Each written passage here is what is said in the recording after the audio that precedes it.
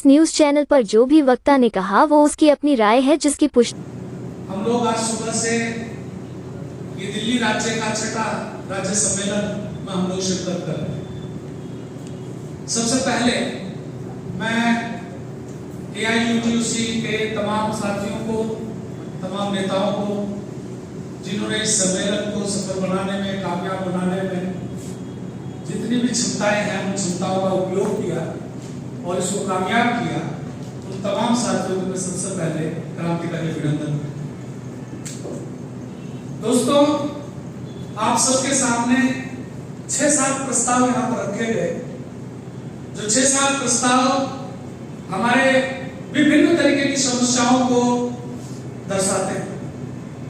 Pension के बारे में रखा गया, हमारे फैक्ट्री में काम करने वाले साथी, हमारे भवन निर्माण में काम करने वाले साथी, आशा वर्कर्स, हमारी ANM, LHP, हमारे गवर्नमेंट सेक्टर के साथी जो तरह तरह की समस्याओं से लड़ रहे हैं, उन तमाम प्रस्तावों को यहां पर रखा गया और इस संकल्प के साथ रखा गया कि ये केवल मांगे नहीं है, बल्कि इनके आधार पर हम अपने संगठन को, हम अपने आंदोलन को और भी मजबूत करना है और भी जुझारू करना है। और मैं ये समझता हूं और मुझे ये पूरा यकीन है कि इस सम्मेलन के माध्यम से जो नई कमेटी का गठन होगा, आप सब लोग जो नई कमेटी को जिम्मेदारी लेंगे, वो बहुत ही शिद्दत के साथ, मजबूती के साथ जो श्रमिक आंदोलन और ये क्रांतिकारी आंदोलन है, इस पूरे क्रांतिकारी आंदोलन को आगे ले जाने का काम करेंगे। साथियों, हम लोगों के सामने बहुत सारी चुनौतियां हैं। आज का जो श्रमिक वर्ग है पूरे देश भर में बहुत तरीके की समस्याओं के साथ लड़ रहा है एक साथ। आप देख रहे हैं कि एक के बाद एक सरकार के हमले लगातार हो रहे। लोगों ने कहा हमें OPS चाहिए, सरकार ने कहा हम आपको OPS नहीं देंगे, हम आपको UPS देंगे, जो NPS से भी खड़ा। कर्मचारियों ने मांग की कि हमारे वो श्रम कानूनों को अच्छे से लागू करो जो श्रम कानून हमें हिफाजत करते हैं, न्यूनतम वेतन के लिए हिफाजत करते हैं, काम के घंटों के लिए हिफाजत करते हैं, उनको मजबूती के साथ सरकार लागू करे। और सरकार ने क्या किया? सरकार ने कहा हम वो कानून खत्म कर देते, हम वो कानून लाएंगे जिन कानूनों से जो बड़े बड़े सेठ साहूकार हैं, टाटा है, मोदी है, अडानी है, अंबानी है, उनको फायदा हो। और 29 श्रम कानून को बदल करके एक ही झटके में 4 लेबर कोड बना दिए। कितने निर्मम तरीके से, निरंकुश तरीके से, गैर लोकतांत्रिक तरीके से किया कि जब देश के लोग कोरोना से प्रभावित थे, कोविड से जूझ रहे थे, घरों से निकलने की मनाही की जा रही थी, कहा जा रहा था कि घरों में रहो, उसी टाइम इस जन विरोधी सरकार ने, कर्मचारी विरोधी सरकार ने संसद बुला करके चुपचाप मास्क लगा करके, ड्रामा करके जो सबसे बड़ा काम किया वो ये कि सबसे पहले 29 श्रम कानूनों को खत्म कर। ये वो सरकार है कि जिसने उसी कोरोना पीरियड में जब लोगों को कहा जाता है कुछ नहीं बोलना, जब कहा जाता है सड़क पर आना नहीं, विरोध करने की तो बात छोड़ दीजिए, उसी टाइम इन्होंने 3 कृषि कानूनों को पारित कर दिया। ये किस तरीके की सरकार? ये जनतांत्रिक अधिकार लोगों का जो है उसको कुचलते हुए, कोई सुनवाई ना करते हुए इस सरकार ने। ये वो सरकार है कि कहा जाता है कि जो श्रम सम्मेलन, हर साल श्रम सम्मेलन होता था, हर साल जितने भी सरकारें आई वो श्रम सम्मेलन हर साल करती थी।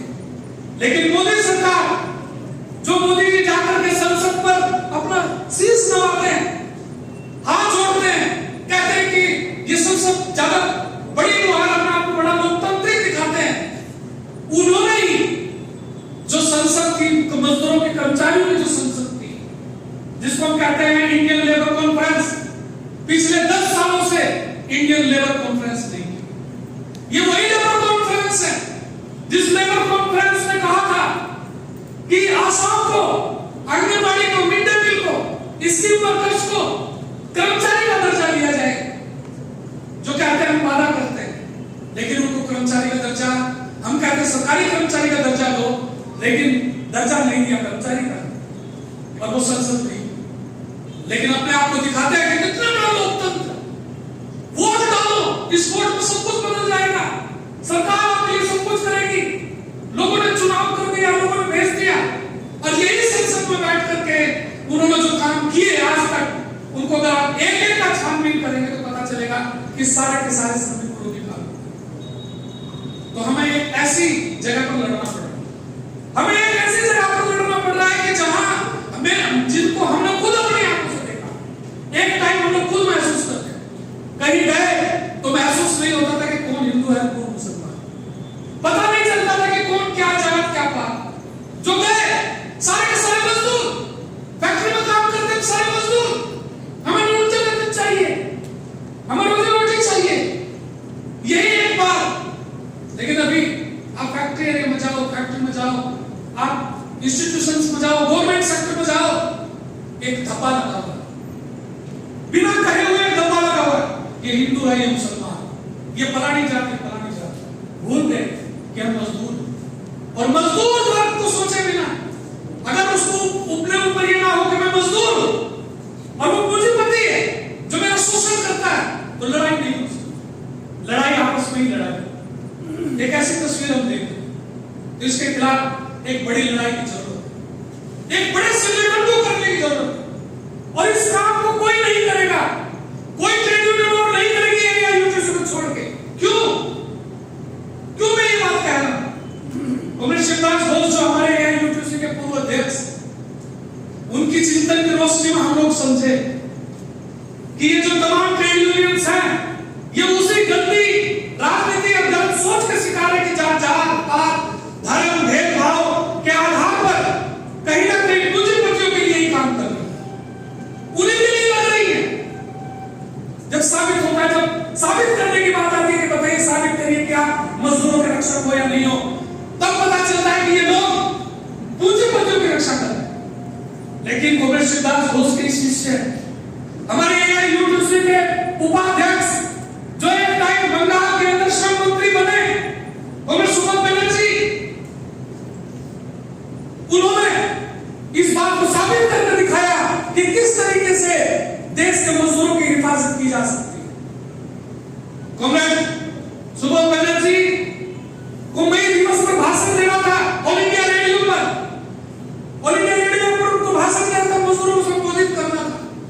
उन्होंने कहा कि आप अपना पहले भाषण दीजिए, कॉमरेड सुमन बनर्जी ने अपना भाषण दिया, उन्होंने आह्वान किया, वही आह्वान जो उन्होंने कॉमरेड शिवदास घोष से सीखा था कि मजदूर कितनी लड़ाई करे, जो लिखा हुआ है, अपनी मांगों को लेकर कितनी लड़ाई करे, लेकिन उसकी आखिरी लड़ाई है, उसकी मुक्ति की लड़ाई, पूंजीवाद को ध्वस्त करने की लड़ाई, मजदूर राज को कायम करने की लड़ाई। जब ये बात उस भाषण में उन्होंने देखी, उन्होंने कहा कि ये भाषण को आपको सुधारना पड़ेगा, तब आप यहां पर आकर के भाषण दे सकते। उन्होंने सुबोध बनर्जी ने बोला, मैं अपने विचार के साथ कंप्रोमाइज नहीं कर सकता, मुझे तो मजदूरों को कहना है, मैं मंत्री रहूं या ना रहूं, मैं वही बात कहूंगा। और इसलिए जब उनको दूरदर्शन पर संबोधित करने का मौका नहीं दिया, एक ही दिन, दो ही दिन के अंतराल में आह्वान किया गया बंगाल के मजदूरों को कि आप लोग शहीद मिनार में ऐलान नहीं करते हो, सुबोध बनर्जी संबोधित करेंगे। जितनी उम्मीद तो सब कई गुना ज्यादा तादाद में मजदूर उमड़ पड़े और पूरा का पूरा मैदान भर गया। उन सुबोध बनर्जी का भाषण, कॉमरेड सुबोध बनर्जी ने कहा कि मजदूर आंदोलन में पुलिस का हस्तक्षेप बंद होना चाहिए, यह पुलिस हस्तक्षेप मालिक के लिए होता है, मजदूर के लिए नहीं होता। उन्होंने अपने जीवन काल में लागू किया और आगे बढ़े। मैं यहाँ एक बात को बताना चाहता हूं कि चुनौतियां हैं, लड़ाई हम करनी है, हमें योग्य बनना है, ट्रेड यूनियन के काबिल बनना है। कई बार मैं सुनता हूं अपने साथियों से कि यहाँ कठिनाई है, यहाँ यूनियन बनाने में कठिनाई है, वहां दिक्कत है, ये तमाम बात हम सुनते हैं, लेकिन यहाँ यूनियन से कैसे बना? इसको कोई मीडिया ने प्रचार दिया, दिल्ली में हम आज जितने बैठे हैं, कोई भी क्या किसी रेडियो, टेलीविजन, अखबार की बात सुनकर के यहाँ पहुंचा? नहीं। उस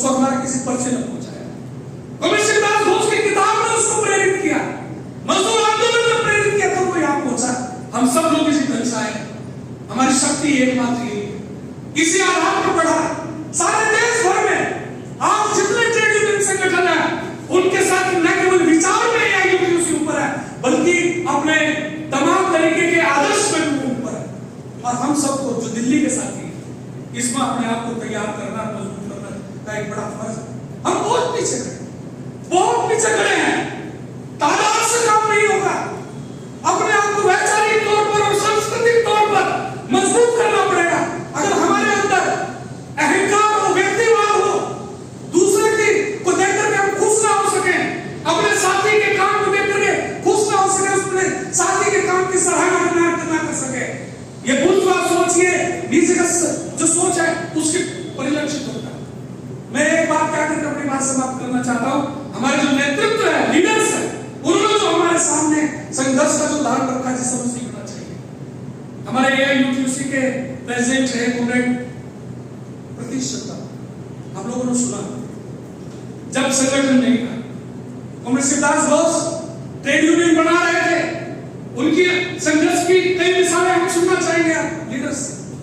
कॉमरेड प्रतीश चंदा जब हम पिछली बार धनबाद गए तब हमने वहां सुना, कॉमरेड प्रतीश चंदा को भेज दिया कि जाकर के आप बिहार में संगठन कीजिए। तब बिहार, पूरा बिहार, धनबाद क्षेत्र में वो गए, कोई नहीं था।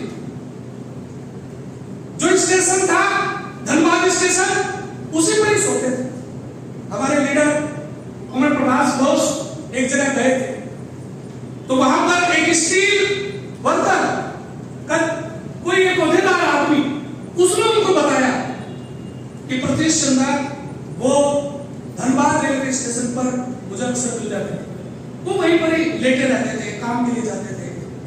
तो मैं सोचता था ये आदमी ऐसे यहाँ रहता है, कुछ बातचीत की, खुश हुआ, लेकिन देखा इसके पास खाने के लिए कुछ नहीं है, कपड़े लत्ते कुछ नहीं है। तो वो उसने बताया कि मैं वहां स्टेशन पर उनको कुछ खिला दिया करता था। मैं स्टूडेंट था, मैं जाता था स्टेशन से, तो बाद मुझे जब प्रतीश चंदा मिलते थे मैं उनको कुछ खिला देता। मैं प्रतीश चंदा को उस रूप में जानता। वो बात एक स्टील के जो ओहदेदार आदमी थे उनके साथ संपर्क हुआ, उन्होंने बताई थी। और हम जानते भी कि जिन्होंने बाद में वहां संगठन बनाया धनबाद में, उनकी वहां पर एक मिठाई की दुकान की बाहर एक खाट पड़ी रहती थी। प्रतीश चंदा जी कोल फील्ड में घूमते थे, मजदूरों को संगठित करते घूमते थे, खाना नहीं था, कपड़ा नहीं था, रात को थके हुए आते थे, वो खाट दिखाई दे जाती थी, उसमें सो जाते थे। बाद में उन्होंने पूछा, हिम चक्रवर्ती साहब नाम था, दादा जानते हो, मेरे को हो सकता है। उन्होंने उनके साथ बातचीत की, परिचय किया, तब उन्होंने प्रेरित हुए। उन्होंने कहा कि आप हमेशा ही यहाँ पर खाट पे आकर के आप सो सकते। उन्होंने आशा खाना दिया। कौन थे प्रतीश चंदा? प्रतीश चंदा कॉमरेड शिवदास बोस के साथ। प्रतीश चंदा इस एआईयूटीयूसी के राष्ट्रीय अध्यक्ष। हमारे लीडर्स ने इस तरीके से संगठन को बढ़ाया है। हम सबको ये तभी बनाना संभव है साथियों, जब हम खुद अपने आप को मजदूर वर्ग की सही विचारधारा से लैस कर सके और सही मायने में मजदूर वर्ग की संस्कृति को भी अपना सके। यदि हम विचारधारा अपना भी लें तो आप पंडित बन सकते हैं, मैं पंडित बन सकता हूं, लेकिन मैं क्रांतिकारी नहीं बन सकता। क्रांतिकारी बनने के लिए विचार जितना अहमियत रखता है, विचार के साथ साथ संस्कृति, कल्चर उससे ज्यादा अहमियत रखता है। अगर भगत सिंह क्रांतिकारी बन सके या और बहुत सारे क्रांतिकारी बन सके, तो वहां पर भी यही बात है। कॉमरेड शिवदास बोस भी हमारे आजादी आंदोलन के पूरी क्रांतिकारी बन सके। उनकी शिक्षाओं को लेके उन्होंने जो रास्ता दिखाया उसको लेकर के एआईयूटीयूसी के हमारे तमाम साथियों को आगे बढ़ना है। और मैं ये उम्मीद करता हूं कि हमारी जो भी कमेटी होगी वो इस संकल्प के साथ आगे बढ़ेगी। मैं क्षमा चाहता हूं कि थोड़ा भावेश में ज्यादा बोल गया, हमारे लीडर्स आए हुए हैं और उनको गंभीरता से सुनना है। मैं अपनी बात को यहीं पर विराम दूंगा।